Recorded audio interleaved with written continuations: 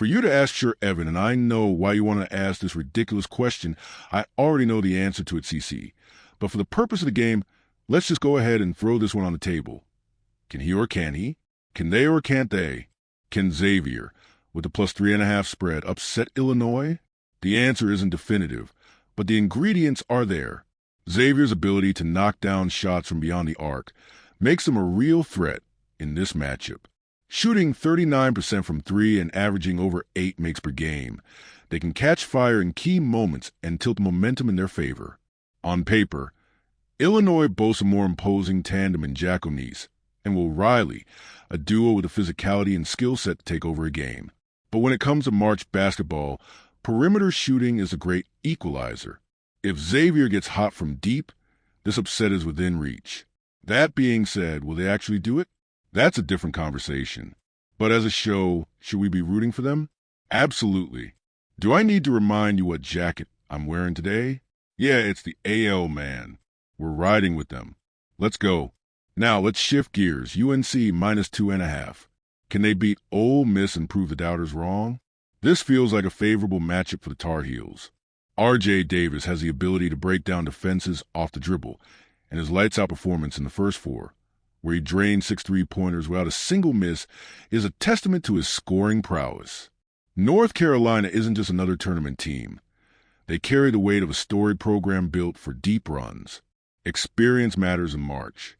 Their pedigree, their resilience in high-pressure games, these are intangibles that can't be overlooked. If there's an underdog poised to shake things up, UNC fits the mold. Next up, John Calipari in Arkansas. They're plus 7.5 against St. John's. Can they pull off the upset? Not a chance. Listen, I respect Coach Cal and the legacy he's built, but halfway through the season, Arkansas looked like a team that wouldn't even sniff the tournament. They turned things around, managed to notch an impressive win over Kansas, and that alone is commendable. But here's the thing. St. John's is going to turn this game into a rock fight. People love to point out their shooting struggles, but what they fail to mention is that St. John's is so defensively sound that they make you play down to their level. Look at their win over Omaha, 26% shooting from the field. That's what they do. They drag you into the mud and make you scrap for every point. That's why they have the edge. And let's not forget the historical context here. This is more than just a game. It's a collision of coaching giants. Calipari versus Pitino, a rivalry stretching back to the Kentucky-Louisville days, the UMass connections, the decades of tension, and now we get another chapter.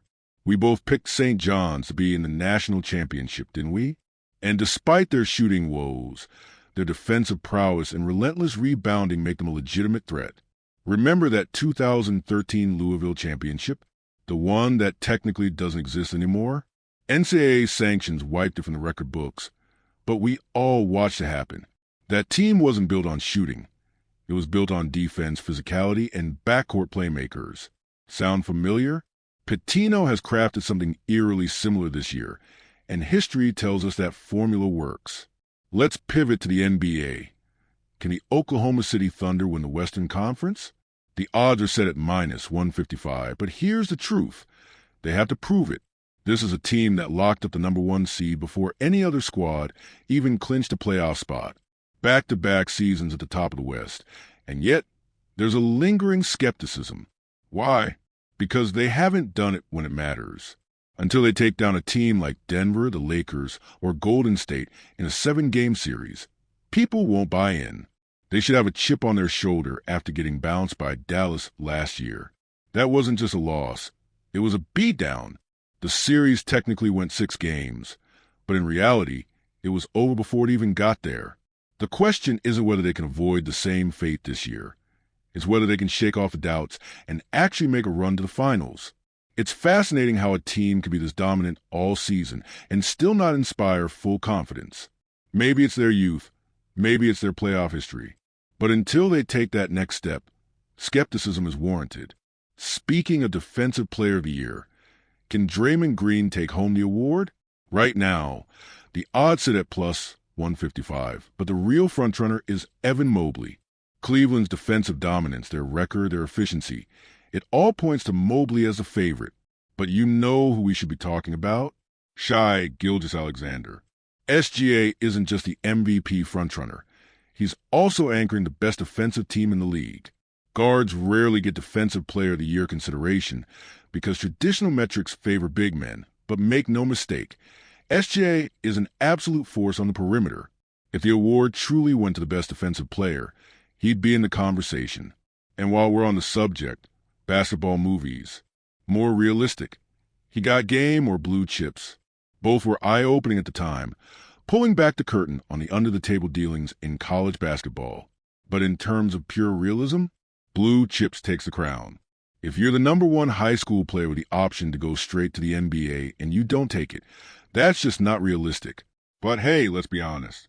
You haven't seen either of them, have you?